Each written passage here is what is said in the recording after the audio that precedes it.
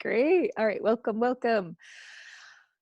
Okay, so how I'd like to be in this space with you is I'd like to, oh good, now I can see more of you. I'd like to just share a few things. And I was inspired. I said, come as you are, but I was like, oh, I just want a little fur and a little lipstick. And, I have Venus in Scorpio. So when I go into Venus time, I like to have a little yum and a little sensuousness. But this is the incredible thing, right? Is we all have a different access point. We're all unique in our Venus. And, so I love that. Like, we need the full spectrum right now. And this group that you're in, the Venus Wisdom Collective, actually started out as a live group. And I'm in Sebastopol, and I would invite my most amazing visionary women to come, and we'd gather, and it was like, dress like your Venus, dress how you feel sexy, and some women would come like all sultry in their silks, and some women would come with a top hat, right? And some women would come all goofy, so it's really like this embodiment of who we are. That is the invitation. So we don't need any external source to tell us nothing about who we are, right? That's an inside job. So we're in this infinite discovery as long as we have the blessing of this body to discover more of who we are. And the reason that I call this Venus wisdom is because I'm looking at what I call the sky story, astrology, in a little bit different way than any other astrologer I've met, which is cool. Like, I'm kind of a weirdo and I'm happy about it. But what that piece is I'm looking at everything through the lens of Venus. And I have very specific reasons for doing that. Doesn't mean that I'm ignoring other stuff, but I put heart first. I look at the whole chart and the whole sky movement through the lens of heart wisdom, because in astrology, Venus represents, as you know by now, our heart, our feminine wisdom, our embodiment, the pleasure of being alive, the sensual pleasure, the sensations, the taste. Like, I have my cacao here and my milkademia milk in it, and it's like, this is like life, like grateful I get to have this. And so this is the Taurus manifestation of Venus, right? Because first it starts with like, I'm alive. Ooh, I have this body. It's yummy. I can touch myself. It feels good. I have hands, Um, and we get to experience ourselves in the density, because truly we are made of light. We are light beings. We don't know where we came from. We don't know where we're going to go after. That's the biggest mystery. We can have a lot of theories about it, or visions, or many things, but until we actually meet our moment of our death, we don't really know. So we come into this density, and we're coming in at a time when the human being has been tragically programmed to be very disembodied, very head-centric, very up in our whole way that we are, out, not barely breathing. So guilty of that. Venus and Gemini, breath. It's gonna be a time of breathing. So we have an opportunity to claim more of our indigenous natural knowing of being alive in a body. We all were a part of a human community at some point that lived very intimately with the earth, because we all had to.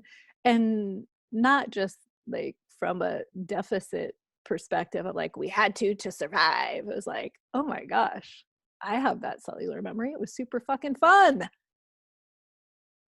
before electricity. Right? So intimate. And one of my teachers, Reggie Ray, who has since fallen from grace, as all of my teachers seem to do, but a very wise man, regardless of his human flaws, said, you know, he went all over the world and studied all of these indigenous traditions. And he's also a scholar in Buddhism. And so he did all of these Buddhist practices that are very heady, very much about awareness and detachment and observing, and brought them into the Soma. Brilliant body of work, even though he has some issues. And he said that, you know, as he worked with people and met a lot of medicine people from all over the world that were deeply still in that intimacy with Earth, you know, he could see the Western people. It's like, we're kind of lifted, like we don't, our feet don't actually touch the ground fully often, unless you've really come in, right? You know, and a lot of you are yoga practitioners, body workers, earth lovers. So you've made this conscious choice to come in. So that's your devotion, and that's why you're here. And that's Venus. That's Venus in her Taurian aspect. And then, you know, there's another dimension to the Venus energy, and that is when we meet other. So we have that whole sensorial experience of ourself, but then Venus also rules Libra. And so Libra is that point in consciousness. All of the signs are different flavors of consciousness. And it's when we meet other, it's an epiphany. They are an entire universe unto themselves that is not ours. And really, if we meet them in what we might call the nakedness of Tantra, I know that word's been really distorted, many things, but the original meaning of Tantra, in that naked moment, we can never know other, ever. It's like they're always new. We're always living so nakedly in what's arising that we're not living in the conditioning of you're in this box and this is who you are and I'm in my box. It's this ever constant discovery of who they are and then who we are, because who shows us our hidden places more than our beloveds? No one. Okay, Venus 101. You know this already, probably everyone, but Venus rules Taurus. Venus rules Libra. So when you are looking at your chart, if you have really strong signs in either of those, you're going to have a lot of Venus influence. And oftentimes the women that come to me do, because they're like, Venus wisdom, I want this. Yeah, great. Feather is Libra sun. Yeah. And I don't know if we'll have time, and I don't know if you'll be inspired, but we're going to talk about this last cycle. And, you know, of all the women who came to me, and I feel like one of the things that I do is guide women into the initiation of Venus and the Venus cycle. And wow, Feather just took that, and I could feel her in her whole being, in her whole practice, and how she was posting. And it was just like, whoa, so potent, right? Venus and Scorpio. It's like she came online in this super juicy way. So if at some point you feel like sharing anything, I kind of look to you, I'm like, because let me just say too, this was a Venus and Scorpio cycle. So this cycle is very intimate to her personal Venus. And so we all get the medicine of every single Venus cycle.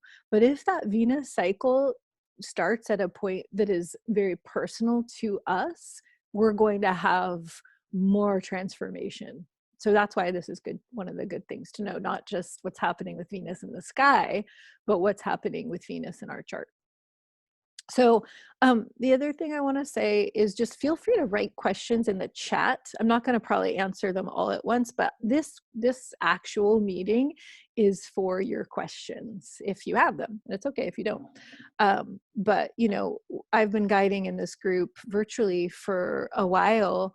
And so some of you have been kind of getting the gist of like, oh, there's a 19-month Venus cycle. Oh, okay, this is where we are. She's morning star. Oh, she disappeared. She's underworld. Oh, she's evening star. Oh, she's going retrograde. We're in this reset now. So I am going to show you some images and just help that to come alive. And this is great. Yeah, Kelsey, I see your question, and we'll definitely, well, I'm just going to answer that now because that's easy. She's asking, what degree is the Venus cycle starting at Gemini? And it's 13. 13. And she also goes retrograde on May 13th. Boom. Got a little of that magic 13 in there. So, and there's different ways of calculating the Venus cycle, but I'm going with the 13. And I'll tell you why. So one of the things is that it's going to be so beautiful going forward. And this is coming up actually pretty soon. I don't always hold dates in my head, so I often have to look. But one of the things that's going to happen in early May is that not only is Venus going to be going retrograde, and she's going to be in Gemini until August 7th, so really long time that she's in this sign. But also the nodal axis is going to shift. And it's okay if you don't know what that means. I mean, anything that you don't know what it means, what I'm saying, I encourage you to just like, whoo, let it just flow over you. And if you get one little sparkly, burst of understanding, great. Like it's all, I don't like to get too astro-techy because I don't want us up in our heads, like, trying to figure it out. So if you feel yourself getting there, you can just take a breath. Like that's my favorite move. Drop that jaw and just like, boom, let your head drop into your heart and be like, I don't know, or I don't fucking know, or whatever, it's all good. So the thing is that this nodal axis, which really points to our collective evolution, and a hello, if you have Gemini or Sagittarius in your chart strongly, this is going to affect you powerfully. The nodal axis is where the eclipse points happen for about, I think it's 18 months. So the eclipses are going to be Gemini, Sag, Gemini, Sag, Gemini, Sag. So that is one thing you want to be looking at in your chart, not just because Venus is there and she's starting her new cycle there. And the north node is where we're going. It's what's opening for us. And the south node is what we're releasing. So it's like a healing or release. So, not only is Venus going to start the Gemini cycle, start her cycle in Gemini, but she's going to be with the nodal axis. So that's a huge clue. Like major evolution is going to happen through us embodying Venus for the next 19 months and forever, I think. But in the next 19 months, the flavor of it is going to be Venus in Gemini, because wherever she starts at the beginning of that cycle, she basically that's the book of the 19-month cycle. And then as she moves through each sign that she will is the chapter in the book. That's a good way to think about it. Okay, so it's already 11:23. So I want to show you some images.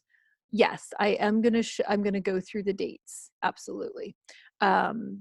So yeah, and that's really actually what more of this meeting is for, is to reflect on what's happened. Like we just want to be flirting with the new Venus cycle. We don't want to go into it because we're not there yet.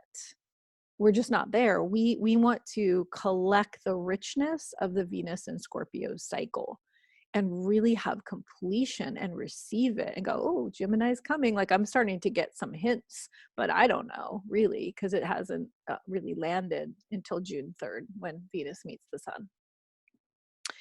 Okay, so I'm going to share my screen with you and share some things. And I love that you're writing questions in there. And then I'll have more of an open time. Maybe we'll try to leave 20 minutes at the end, and you can come off and talk if you have questions you want to talk. We'll just see how it goes. I don't know. All right. So, and I definitely, Feather, are you down to talk about your Venus and, okay, cool. So I'm going to leave a little time for that too, once we just kind of summarize what it is. Yeah, I'm going to go into the Venus cycle now. Good question. Can you see that? This is the Venus Wisdom Collective. Okay. I made this into a banner just so it could kind of remind us, although I'm not sure how many people really look at a banner in a group, but wait, I see there's a chat. I want to see the chat line. Okay, that was you, Sarah. Great. Okay. So, of course, my book is like out of arm's reach, which is never good. Hang on 1 second.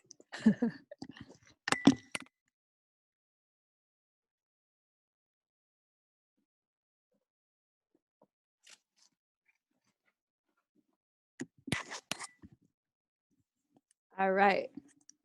So there you have it. There's the dates here, and in the most basic way, October 2018, late October 2018, will be ending June 3rd, 2020. So what that means is that in late October, Venus met the sun in Scorpio.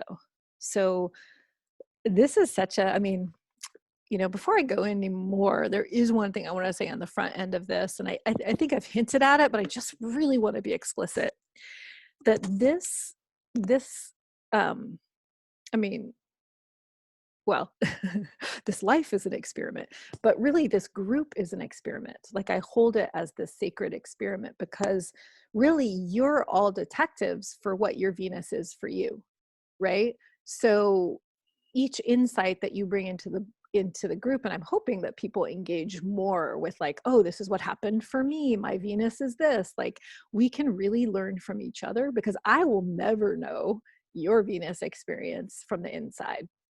And so it's really wonderful to just be in that own inner inquiry about your heart, like what does this mean for me, um and checking in with yourself so you can locate Venus, Venus, you know, inside of you, your Venus. So it's like being in, when you get a session, and some of you have had sessions with me, it's like being introduced to one of the characters of your psyche, right? And it's very intimate. It's like, whoa, yeah, totally. And so you can begin to track your Venus, and you can begin to strengthen your Venus and support your Venus, um, through knowing, through that inner knowing, through knowing more. So this Venus cycle started in the sign of Scorpio, the depths of the water, the fixed water. And I hope you read the post that I wrote a summary of the energetic of what the lessons were from my perspective. So if you haven't read that yet, it's on my timeline. It's in the Venus Wisdom Collective group. And I think it's a good energetic summary. So I'm not going to go into all of that here, because that was my take on it. You know, this is really about you excavating your take on it and what happened for you. So the actual moment or day was October 26th that Venus met Sun, the feminine wisdom, the heart, in erotic union with the radiance of all life. I'm really beginning to see Venus Sun as the primary masculine feminine model. And I have some different thoughts about Mars. It's emerging, but this is a very important sacred meeting, and it's one that has been, the Venus Sun meetup is when the Venus cycle begins, because the Venus cycle is based on her relationship to the sun. So that's what the 19 months is, right? She starts in that point, and it takes about 19 months for her to get back to that point. And it's an incredibly consistent and elegant dance that Sun and Venus do, can be relied upon. You know, there's a certain harmony to it, which is something that Venus is so much about. Now, you know, this, she met with the sun in Scorpio, but when she was actually visible, which probably depends on where you were, but might have been November 1st of 2018, she was in Libra. This is unusual because we're fading out of a larger cycle where Venus will start her cycle in Scorpio. I think it's going to happen one more time in 8 years, and then it's not going to happen anymore, because she starts her cycle in the same place over a period of time. And that's something we could totally geek out on. And if you want to geek out hard, I have a book you can read about it. But basically at every you know, at any moment, there are 5 points in the sky where Venus has started her cycle with the sun that are consistent. We know what those points are going to be. And if we were to look up, it would make a 5-pointed star. So that's the Venus star. So where Venus was when you were born, what phase you were in personally, is such a beautiful, a beautiful hint about your feminine dharma, but also what was the sign she was in when she started the cycle, like that inception, that conception. Your sign is a chapter in the book of that 19-month cycle. So it's really helpful to know, where was Venus when she met the sun in your cycle? It was before you were born. So she was conceived in Scorpio. She rose in Libra around the 1st of November. And so she's straddling both the intense deep water of Scorpio, that's really about going into trauma, healing, finding the healing abilities of the wound, and how the wound can actually become a portal for our transformation. It is some of the hardest work and some of the most rewarding work, right? So this was that last cycle, super sticky, right? Super intense. Great. So you know, Carrie, when yours started, that's wonderful. So we're holding that seeding, and then when she rose, she was in Libra. So she has another very different manifestation of meeting other inequality.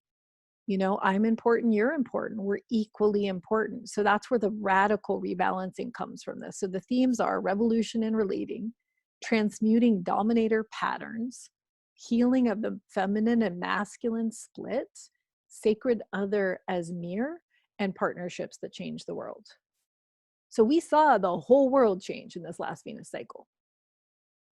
I mean, not only with the illumination of how the treatment of women is still evident of the degradation of the feminine on this planet. You know, remember, Me Too happened the fall right before that Venus Sun meetup, and then there was everything that's unfolded since then. And so, you know, this is the larger pattern. Are you seeing that group chat that I just opened? I want you to be able to see that. Yeah. Okay. Okay. So any questions about these themes? And that's why I did the yin yang, you know, because it's like, it's never just about the feminine. The feminine is forever in partnership with the masculine. And actually, if you saw that photo that I put in the Venus Collective this morning of the man's clearly man's hands, hairy arms, man's fingernails, holding the galaxy, holding the yoni, holding the sacred vag, you know, that's really like kind of the invitation, is how does my masculine create this container and hold this wild, chaotic black hole of my feminine nature? They're always working together within me. And then now the call in the world is that we really have a healing between the masculine and feminine, how that plays out with men and women, how that plays out with, you know, this whole new emergence of different kind of gender identities, which is very Gemini, you know, that nuance of many choices and many places in the spectrum. So, okay, does anyone have any more questions about that? I'm going to take a sip of my chocolate. Does that make sense? Okay, who in this group was aware that the Venus cycle was starting? I want to see a show of hands. Okay, cool. And I guess no one else. Yeah, I know. Okay, great. So Feather, Letitia, you were. Selena, did you know that the Venus cycle was starting? No. Okay. Oh my gosh, you totally. So this is your first one in. That's awesome. And then Sarah, did you know? No. Okay. And Erica, you're new to this group. I wasn't sure where you are in your Venus wisdom. Were you aware? And you can just nod if you don't feel like coming off mute, or you can come off mute and say, it's up to you. Yeah, you knew. Okay, cool. And then Carrie, did you know before you came and connected with me? I can't remember now. You've been rocking Venus ever since, but did you know? Just nod or something. Oh, did you type? I can't see your answer. Oh, right. Oh, I did. You were obsessed at the time. Okay, Selena answered. Thank you. Oh, right. Okay, cool. So Carrie, you got tuned in because of our reading. Yeah. I asked you to use the chat. I guess I can read them, huh? All right. Okay, so good. Very good, very good. All right, so I want to show you something else. And this, I think, may be, oh, somebody wants to come in. Sam Walker. Huh, that sounds like a man. I will say that the Venus Wisdom Collective, feel free to invite your visionary women of heart. That's kind of like just encapsulating who it's for, who really want to sync with the cycle because they're curious about this evolutionary energy. They're curious when they hear solar feminine. They're like, "Ooh, what's that about?" Like a lot of people are syncing with the moon and have been doing that. And I did that for most of my life. And I actually am not doing that so much anymore because the Venus cycle has become primary for me. But it's a really beautiful movement for those that are syncing with the moon to stretch into that evolutionary energy, which I'm going to show you shortly. So you can feel it in your body. And then I'm seriously going to try to open up space for questions. So much to say, so little time. Okay, should I let him in? I don't know, Sam. It could be a woman. How do I know? I don't know this person. But this really is the Venus Wisdom Collective, and I love men. It's just that I feel like we do need spaces for women to intimately learn about our feminine with other women that aren't with men. But you know, it's not. It's actually, I feel like that everyone needs Venus wisdom and men could definitely benefit from it, but it's a different conversation. And I want to be really tuned in to this conversation with women. So anyway, I guess I'm not going to let him in. All right. My Libra rising is so nice. I'm always like, oh, I don't want anyone to feel left out. It could be a woman, right? Sam, how would I know? Oh, Alira's here. I mean, if I knew the person, I could totally do it. I just don't know Sam Walker. Does anybody know Sam Walker? It could be short for Samantha. Should we let him? But then it's awkward. I let him in. I'm like, oh, you're a man. Sorry, you can't come in. That would feel kind of awful. And if it's a woman, she can see the replay. And you know, it's not. If it was someone I knew, I would totally let her in. Right. All right. Him. Whoever. Okay. Now I'm all flustered. Let me find my program here. This is the coolest thing ever. I've been doing this lately in sessions. If you've had sessions with me, hopefully your mind has been blown. So what we're going to do is we're just going to watch the galaxy, not the galaxy, well, you know, the solar system within the galaxy. Everything is spinning. So see how that goes. It's loading up this program. Takes a second. But I want to just show you the difference energetically between the moon and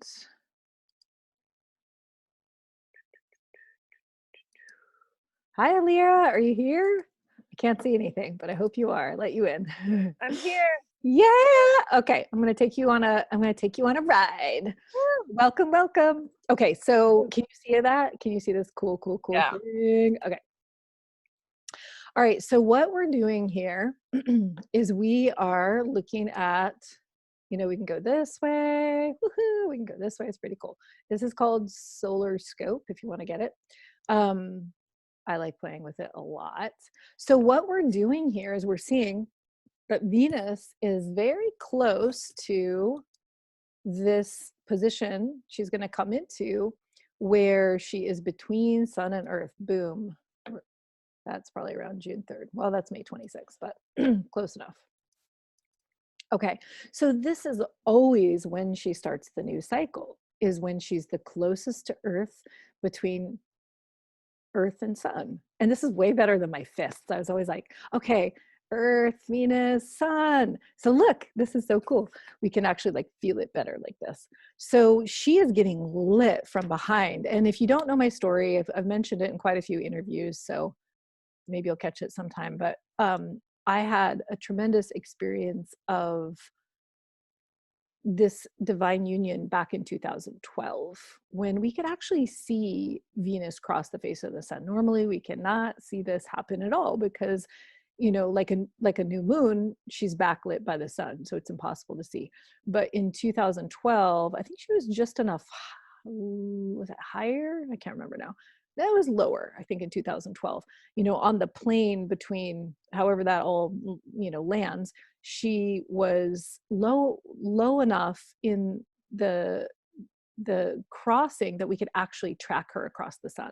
And then 8 years before, in 2004, she was high enough, I believe. You can Google this, and I can't remember lower or higher, but we could also see. I did not see 2004. Did anyone see Venus cross the face of the sun in 2004? Dang, I wish I had. I didn't even know that happened, because we don't get to see it again in our lifetime. It only happens every once in 130 years. So in 2012, we can't usually see this. I saw this. I watched it with my eclipse glasses. I watched the black dot of Venus tracking across the sun. It was so amazing. And it completely changed my whole being, because it was this visceral experience of the most white, hot, erotic energy in union with the most broken, open, sweet energy of the heart. It was amazing. Then I had this amazing dream, and it actually just changed my life. And not to say everything was roses after them, but it was a very, very powerful experience. And the takeaway, the message was like, all of this astrology you've been studying, you know, since you were 20 years old, Sash, it's all in you. It's the living experience of being alive. And astrology just points us the way, but we are the experiments, that experiment's happening in us. And so when we go out and we see the planets in the sky, we're getting activated and we're getting changed, and we're in this intimacy. So I was like, I want to learn about embodied astrology. That's what I'm going to do. I want to do, you know, somatic astrology. Does anyone do that? What is that? And I Googled it, and I found this book called The Light of Venus, written by Adam Gainsbourg, that he had just come out. And it's all about the Venus cycles. And I then studied with Adam very intimately for 5 years, and that relationship just ended this last year. I learned a lot from that experience. So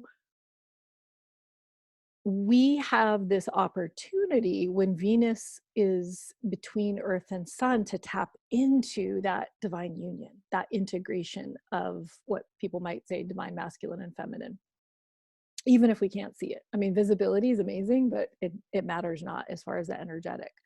So yeah, is when she touches the sun different than when she's at her peak? Good question, Kelsey. Okay, so we're gonna roll with this now. We're gonna go through the Venus cycle. So we're not gonna do exact dates because we don't need to for this. But you know, back in October 26th of 2018, this was her position, but the sun was in. Where was the sun? Where was the sun? What sign was the sun in? Come on, come on, come on. Give me some love here. Type it in. Sorry, just trying to keep Scorpio. Yeah, just trying to keep us all awake. I know you know that. Okay, so she was in Scorpio, and here we go. So she touches the sun. Can't see her, can't see her, can't see her. Probably, boom, she's morning star. So she rises, she's high, she's bright, she's bold, brazen, young, feminine. And check out what's happening with the moon. La, la, la, la, la, la, la. Here comes the moon. Right there. That is her meetup with the moon. She meets the moon 7 times as morning star. And those are portals. She's going down to the underworld. So she starts out like super untested, but she's a queen. She can really, she makes the whole, you know, she's queen of heaven. She makes everything happen. So there's a lot to her confidence. It's not like, you know, a mere mortal's confidence. She has the confidence of a queen. So she's going on this journey. She's going to the underworld. And when she meets the moon, so when the moon is between Earth and Venus, that is a conjunction. What we see on a chart, we call that a conjunction. And she does 7 of those, going down, going down, going down, the waxing moon, because she's got to surrender what is false what is not working. She's got a shed, and this is symbolized as vestments, starting with her crown, all the way down, correlating with the chakras. Some people correlate them with the chakras, all the way down to the root chakra, which is her robe. So this is what I track now, not the moon going around the earth so much. For me, that doesn't hold a lot of pizzazz anymore, but I have no idea why I just used the word pizzazz, but I did. Okay, but actually the Venus and the moon together, and I'll tell you why. If I don't, remind me. Okay, so she's coming around here, and you can see, like, check out moon, just had a conjunction. And there's going to be another one coming. You see it coming? So every time the moon is there, moon-Venus conjunction. Speed it up a little bit. Everybody else is doing their thing, but I've got my eyes on this all the time. Where is Venus in her cycle with the sun and her relationship to the earth? Whoa, she just went to the underworld. We totally cannot see her. No, Sarah, that's a really good question. I'd have to go too much. Okay, so it's 7 visible meetings with the moon in the morning sky, and then she's in the underworld for 2 to 3 months. So those meetings are not visible. And then when she rearises as evening star, there's 7 visible meetings with the moon in the evening sky. You know, short answer, but we could go more into that.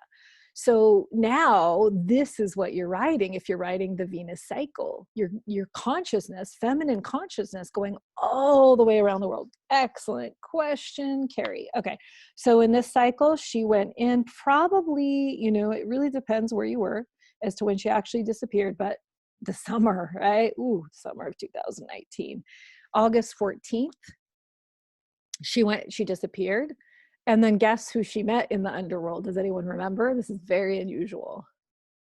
So the whole cycle is about the balancing of the masculine and the feminine. In the story of Inanna, when she's in the underworld, she's on the hook, hanging like green meat, rotten meat. Bingo, Illyria, you get the prize. She met Mars. So her beloved comes, well, she's a corpse, basically. They had a meetup in the underworld. So it was really, you know, these echoes happen when you begin to pay attention to the story. You're like, wow, that's pretty amazing. This whole cycle is about the balancing of the masculine and feminine. And there's her beloved. And there's no way when you're hanging on a meat hook in the underworld to look hot. It's just not happening. You can't put on your lipstick. You can't put on your sexy dress. You know, like, this is a lot of the way that the masculine and feminine has played out, at least, you know, the heterosexual version of that plays out with men and women, is in that this incredible objectification of women, not really seeing them in their essence, which is the deepest longing of the feminine, right? To be seen in our essence as who we are. And it's like, nice ass, babe. You know, like, we've gotten that kind of reflection, is like, that doesn't fulfill. So what a purification. Like, all he could do is meet her in her essence. That's all that's happening in that situation. And all we could do is love ourselves there in our darkest night, you know, if we chose to. Okay, I can't remember exactly when that was, but it was in August, maybe 24th. And here we go. She's going to come out, and, you know, she's going to, I mean, this is all underworld. So she's there for like 3 months, and then she comes out. Let's get you a date for that. Probably, you know, I think it was, now, if I remember, it was pretty much October 1st. I'm pretty sure that she was visible in the evening sky. She's very low in the evening sky. And then she's doing what? She's still meeting the moon. Because remember, that moon meetup with Venus, it doesn't matter if Venus is here right next to the Earth or Venus is here. Anytime the moon is on, you know, the side of Earth that's in between Earth and Venus, that's a conjunction. You know, just on paper, they look like they're right next to each other, but that's actually what's happening. That's why the living sky is so important, right? that conjunction is very, very different than the conjunction when Venus was right here. Can you feel that? So she's rising brighter. She was really hard to see at first. I was looking all over. Yeah, I remember, Audrey, you were totally on it. I think you were one of the first, right around your birthday. Yeah, birthday present. You were one of the first ones posting about it. And then, you know, she's cruising back here. She has those 7 meetups. She's getting higher and brighter. And this is about where we are now. So this whole process takes about 19 months. Okay, so how cool is that? Did you love that? I love that.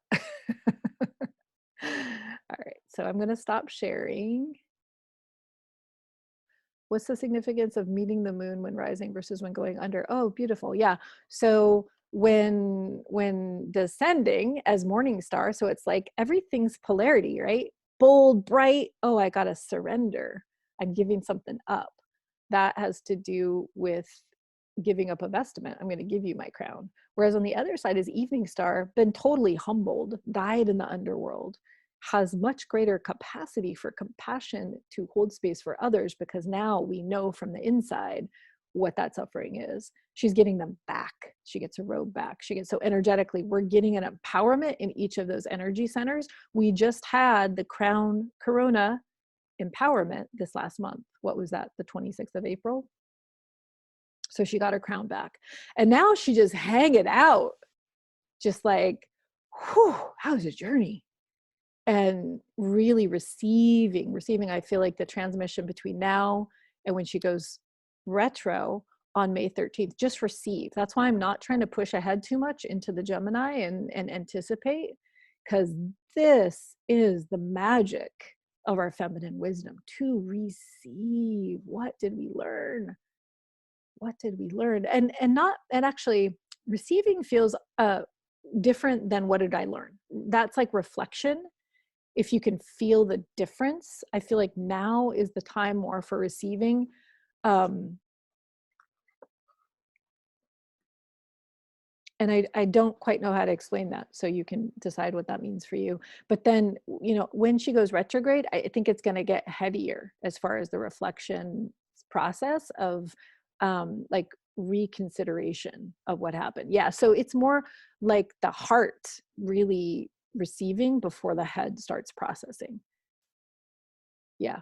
Okay. So, and you were going through a breakup. Yeah, that's definitely deep. The deepest Venus work is our intimate relationships, our love relationships. Yeah. So we're receiving our own personal lessons from this cycle. You know, or not. A lot of people aren't. We can't receive them if we're not in our bodies, if we're not slowed down enough. We know that the revolution is in the body. Venus is the clue, and Uranus and Taurus is pointing to it. So here's another map, like if we're sitting on Earth. And I'm going to make a new graphic when I teach next month, when I teach this, because this just has too much. I learned a lot from Adam Gainsbourg, and he's a very complicated person. I've pretty much broken the Venus cycle down just into 4 places, because I want women to know, am I morning star Venus? Am I underworld Venus? Am I evening star Venus? Or am I reset Venus? Which is, you know, the retrograde cycle goes from evening star, she goes retrograde. She disappears for a little bit, depends where you are, maybe 2 weeks. And then she re-arises as morning star, still retrograde. So that whole retrograde cycle is a reset. So let's look at it from this really quick, and then I'm going to open it up. And I hope, Feather, you're still here and able to talk about your experience. I would love you to drop in if you can. So if this is let me get this out of the way. Can you see that little dial that I'm fighting with here? Go away. All right, so she meets the sun out of our view. If this is our horizon, right, we're looking from Earth out into the sky. She meets the sun down here, can't be seen. She's visible on the horizon, and she very quickly, because she's retrograde, she very quickly, boom, rises to this high point, her highest point. Maximum brilliance happens here. and she stations direct here. So sorry, I'm going backwards. So she's born here, visible in the sky. She goes direct, and then she very quickly comes out of the gate, boom, high and bright, morning star, bold energy. And then she's highest here, maximum elongation. 1, 2, 3, 4, 5, 6, 7. Well, actually, that's not true. He does this differently. So this is 1 meeting with the moon, 2, 3, 4, 5, 6, 7. So those are all gates to the moon. He counts this differently. And then disappears into the underworld, meets the sun, but on the other side of the sun. So that exterior conjunction is very different than this interior conjunction. You know, in this space, she's as far as she can be from the sun. But if we look in a chart, it looks like they're right next to each other if we don't have the living understanding of what's happening in the solar system. And then she re-arises. And she is, what is this? EF. Evening first appearance. Yeah, he's got a lot of complexity and codes and things. It's kind of cool. And then meeting with the moon. 1, 2, 3, 4, 5, 6, and then the 7th one is here. So she is at her highest here, which was, I think that was like mid-April, and then her brightest was just last week. Okay. And now she's about to go retrograde. So we're about here on this map. And then she's going to fall from the sky, boom, and we're going to start again.